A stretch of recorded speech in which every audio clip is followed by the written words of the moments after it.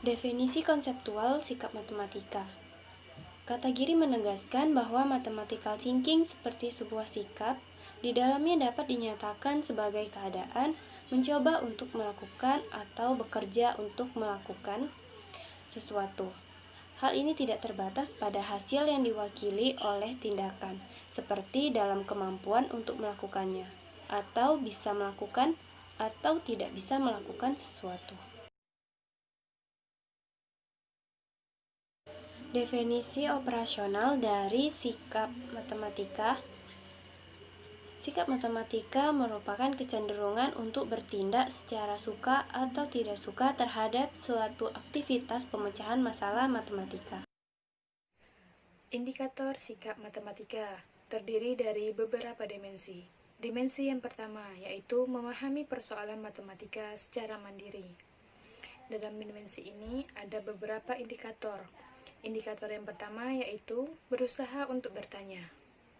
Pernyataan dalam indikator ini misalkan, saya berusaha bertanya pada setiap pembelajaran matematika. Yang kedua, saya menerima begitu saja konsep baru matematika tanpa bertanya. Yang ketiga, saya membiarkan begitu saja jika ada soal yang tidak dapat saya kerjakan. Jadi, jika kita ingin memiliki sikap matematika, ketika ada soal atau permasalahan matematika, sebaiknya kita bertanya. Indikator yang kedua yaitu berusaha untuk memahami persoalan. Dalam indikator ini, pernyataannya misalkan, saya berusaha mencatat hal-hal yang ditanyakan mengenai persoalan matematika. Yang kedua, untuk memudahkan pemahaman, saya menyederhanakan permasalahan atau persoalan matematika.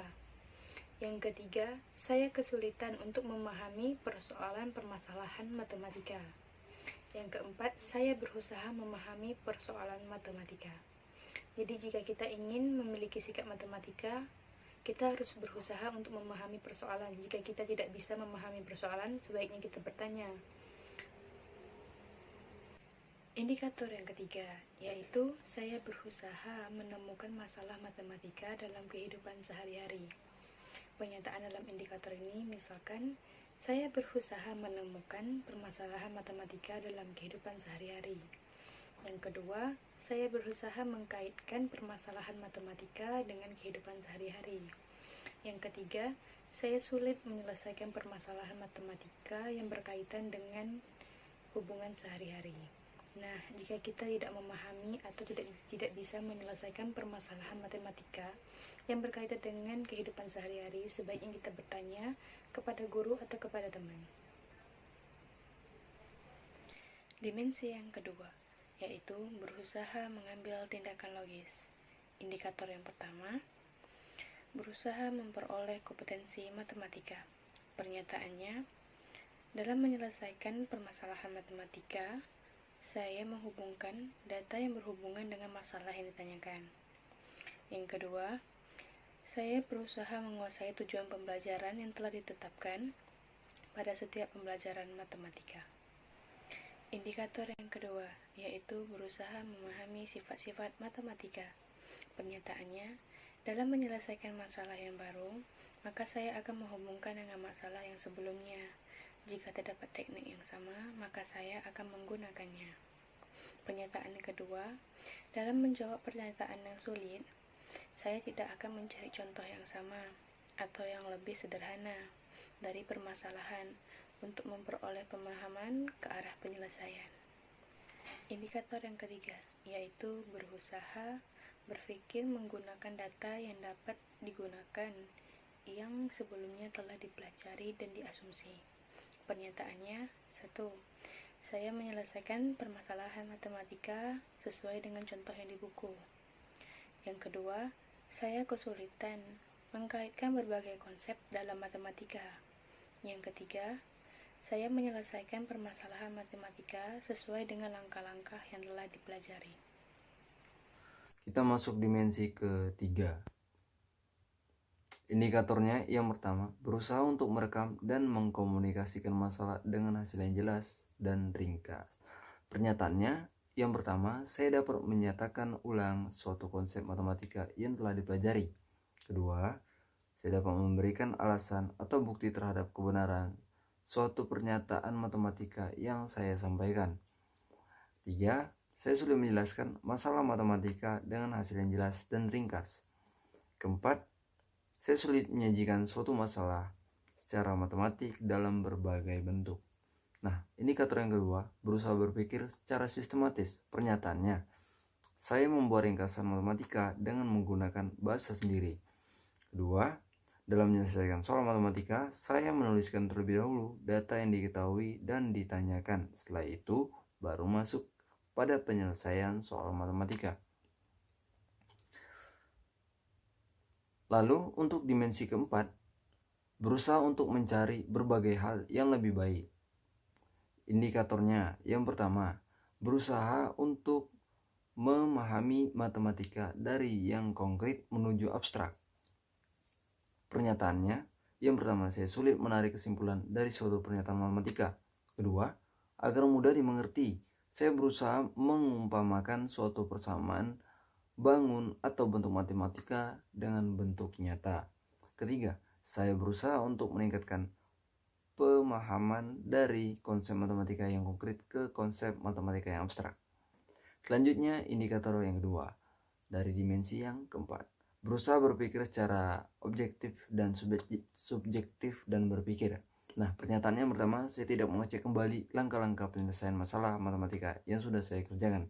Kedua, saya berusaha meringkas sesuatu yang sama atau serupa sehingga jawaban lebih ringkas. Lalu, untuk indikator yang ketiga dari dimensi keempat, berusaha memanfaatkan pikiran dan usaha. Nah, pernyataannya, saya berusaha mengerjakan permasalahan matematika dengan cara yang berbeda dengan contoh. Kedua, saya berusaha menggunakan cara tercepat dan termudah dalam menyelesaikan soal matematika. Baiklah, kita masuk pada materi kita yang kedua, yaitu kemandirian belajar.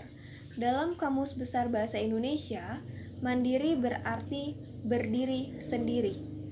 Kemandirian belajar ialah belajar mandiri yang tidak tergantung pada orang lain, dengan memiliki kemauan serta bertanggung jawab dalam menyelesaikan masalah yang ada dalam belajar.